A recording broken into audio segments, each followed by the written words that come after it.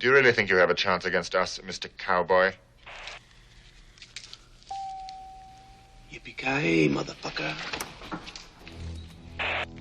BoogeyMan band coming round the bend. Is BoogeyMan band. Is BoogeyMan band. Greetings, my fellow fright fiends, and thanks so much for dropping by the Horror Zone channel. I hope everyone's doing well. Today's a very impromptu video.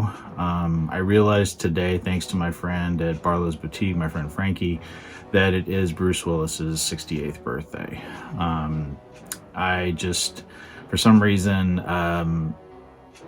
thinking about that and just, still being completely devastated by the news that he has frontal temporal dementia, I just started really thinking about the man that pretty much defined my childhood with so many amazing films. I became a fan of Bruce Willis because of Die Hard. The original Die Hard came out in 1988, but I didn't see it until summer of 1989.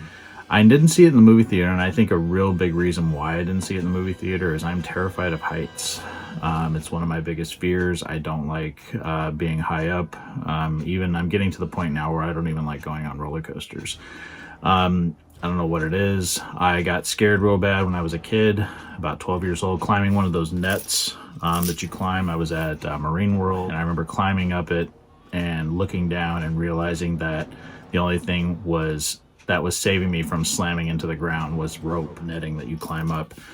And I just remember that terrified me, and I was 12. And after that, I've always been scared of heights. And the fact that Die Hard was set in a big building, Nakatomi Plaza, the fact that it was set there, and the idea of watching somebody dangle off of a building and things like that just really freaked me out. I hadn't seen any of the films that he had done prior to that, like Sunset or Blind Date with Kim Basinger, but after seeing Die Hard, I was just hooked, and I was excited because at that point they were already shooting Die Hard 2. So I knew there was a second one that was going to be coming out the following year, and I saw Die Hard 2 in the theater, July of 1990. It blew me away. One of my favorite action movie experiences. I was thrilled and excited, and from then on I was a Bruce Willis fanatic. I watched everything he did. The fact that we're probably never going to see Bruce Willis act again is really hard to fathom, and just what he's going through and what his family's going through really makes this just a sad time. So what I thought I'd do today, and I'm not going to go into a lot of details, but I thought I would rank the Die Hard films. I'm a huge fan of the Die Hard franchise. I like all 5 films, despite the fact that everybody hates A Good Day to Die Hard. But, that came out 10 years ago. 10 years ago, around Valentine's Day. But yeah, I love all of the films, and there's many, there's a couple of John McClane, Bruce Willis items here in the room. One of my favorites being this one that I got on my birthday a couple years ago, back in 2021.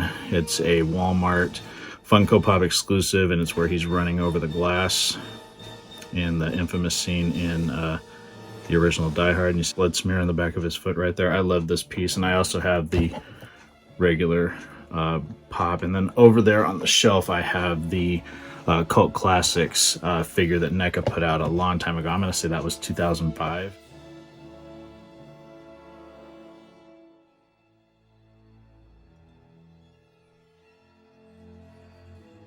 But yeah, love the character, love Bruce Willis. I just wanted to do this to just sort of praise him for, this amazing series, this amazing character. So number 5 for me is probably going to be everybody's number 5, and that is A Good Day to Die Hard, which was directed by John Moore, written by Skip Woods, and came out in 2013. It starred Bruce Willis, Jai Courtney, Cole Hauser, and Mary Elizabeth Winstead.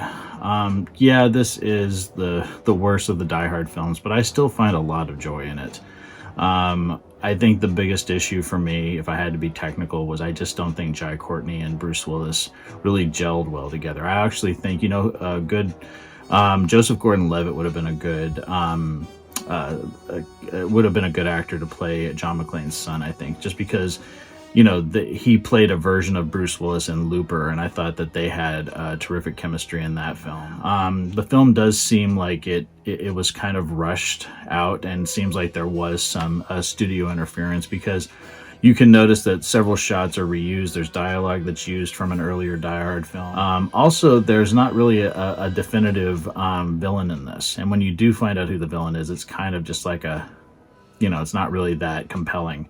Following Hans Gruber and Simon and Colonel Stewart, I mean, this is the weakest of all the villains. The chase scene is great. I love the shootout at the end with the giant helicopter scenes are really cool. Like I said, there's some fun to be had with this film. I understand. I think a lot of people were upset with it just because it is in such a, it's in a franchise that up until this point was just so, iconic. And this just seems like just a standard action film. But for just a standard action film, it works. In the Die Hard franchise, it's a little bit rough, but I still enjoy it, and I love Bruce Willis. And I do like Jai Courtney. I just didn't feel like his chemistry with Bruce was really good here, especially after following the amazing chemistry that Bruce Willis had with some of his other co-stars like Sam Jackson, Justin Long, Reginald VelJohnson. It just didn't work in this one, unfortunately. And number 4 on my list, and this might shock a few people, is Die Hard with a Vengeance. Now, I absolutely love this film. I did see it in the theater. I love Sam Jackson, but I'm not a huge fan of Jeremy Irons. I don't know why, but I think there's some terrific set pieces. I love that this is the first film that wasn't sort of confined to one location. You had the first film that was set in Nakatomi. The second film was set in an airport. This one, is New York City, and it's various, locations in New York City. And I think the action is great. John McTiernan coming back is also fantastic. Yeah, I have a lot of fun watching it. It's still a blast, and it is number 4 on my list. Number 3 on my list is going to be Die Hard 2, Die Harder. And I know some people, this is, right in line with A Good Day to Die Hard. Die Hard 2 is a blast for me. I know it follows some of the same kind of beats as the original film, just a different location, a different state, this being set in Washington, and it's also at Christmas time, just like the first film. So I feel like they took the components that made the first one work so well and just sort of kind of reapplied them in a different setting. But I still have a great time with this, and the cast in this is absolutely fantastic. Not only am I a huge fan of Dennis Franz, but also William Sadler as Colonel Stewart. I've heard a lot of people say he's one of the weaker villains of the franchise, and I actually think he's the scariest villain of the franchise. I don't know why. It could just be the military, that whole aspect, the fact that he is like stone cold focused. There's not a lot of humor with him. And I just think that he does a terrific job in this film. I also love John Amos. You have Art Evans. And, of course, the lovely Bonnie Bedelia, one of my lifelong crushes, especially because of Salem's Lot, coming back as Holly. And I love the trajectory where John is going to pick her up at the airport, and then these terrorists shut down everything. But then you also have to think about the planes that are still in the air. That are going to be running out of fuel as they keep circling to land. It's a tense movie, and there's just so many great set pieces in this. One of my favorites in the entire franchise is when the terrorists actually crash a plane into the tarmac to prove a point, and McClane tries to save the plane from crashing by going out on the tarmac with 2 torches. That scene gets me every time, and it's just so heartbreaking, and I think it's one of the best set pieces in the entire franchise. And Rennie Harlan picking up the reins from John McTiernan, and this is after he had done Nightmare on Elm Street 4. It was a fantastic job directing this film and making it his own. I just love this film so much, and it was so much fun. Being that this is my first one in the theater, the first Die Hard I saw in the theater, it always will have a special place in my heart. Number 2 for me in the Die Hard franchise is Live Free or Die Hard. I don't understand the hate for this film. I know that there was studio interference. It was released as a PG-13 film. This is also the first Die Hard we would get in 12 years. I just love everything about this film.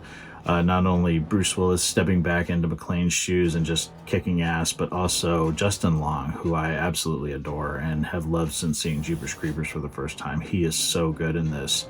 as Matt Farrell. I love their interaction together. They work so well off of each other. And then Timothy Olyphant is so good in this. And you also have actors like Cliff Curtis, Mary Elizabeth Winstead as Lucy McLean. It still was an action-packed film, and I actually think even as a PG-13 film, it has more action in it than A Good Day to Die Hard, which was released as an R-rated film.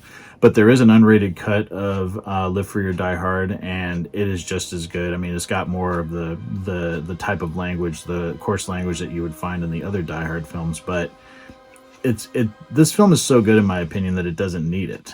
And I think Len Wiseman did a great job. But yeah, I just love this, and I love that it's kind of like these digital terrorists going up against a cop that doesn't understand this stuff. And yeah, I absolutely love this film, and I never get tired of watching it. Number 2 on my list is Live Free or Die Hard. And of course, what could be number 1 but the original Die Hard? Directed by John McTiernan, starring Bruce Willis, Bonnie Bedelia, the late Alan Rickman, who I miss terribly, Reginald Bell Johnson.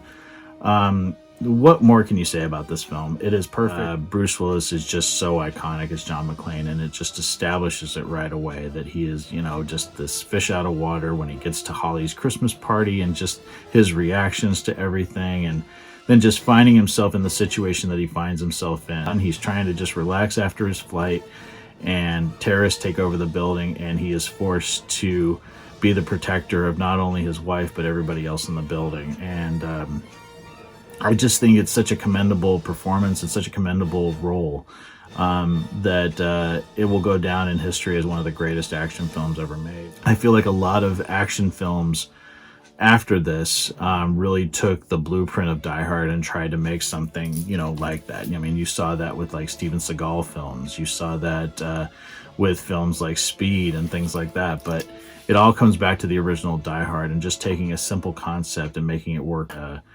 Yeah, these films are fantastic. I remember I bought the 25th anniversary Blu-ray collection. I got this right when A Good Day to Die Hard came out, and it has the first 4 films, and it's really nicely done. Sorry about the glare there. There we go. Good Die Hard 2. Good Die Hard with a Vengeance. Live Free or Die Hard, and then there's like extra disc called Decoding Die Hard. And then of course I have A Good Day to Die Hard on Blu-ray. But yeah, I love this franchise. I love Bruce Willis. Just wanted to do something to celebrate his 68th year. I send him my best. I send him my family his best. I just want him to be okay. I keep having hope that something good's going to come from this, I mean, I don't know what else to say at this point. So, happy birthday, Mr. Willis. Thanks so much, everyone, for watching this. Let me know down below what your favorite film is in the Die Hard franchise, or give me a ranking. How would you rank the franchise?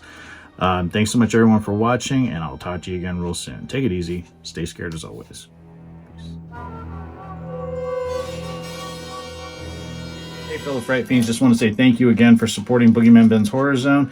If you're brand new to the channel and you haven't yet subscribed, please hit the subscribe button down below, hit the bell notification so you're updated every time I drop a new video. I typically do this once or twice a week with new content. I've been doing this for over 11 years, and the horror genre is a passion of mine, and it really means a lot to me that I can share that passion with all of you guys. Thanks so much again for the support, and I'll talk to you again later. Take it easy, stay scared as always.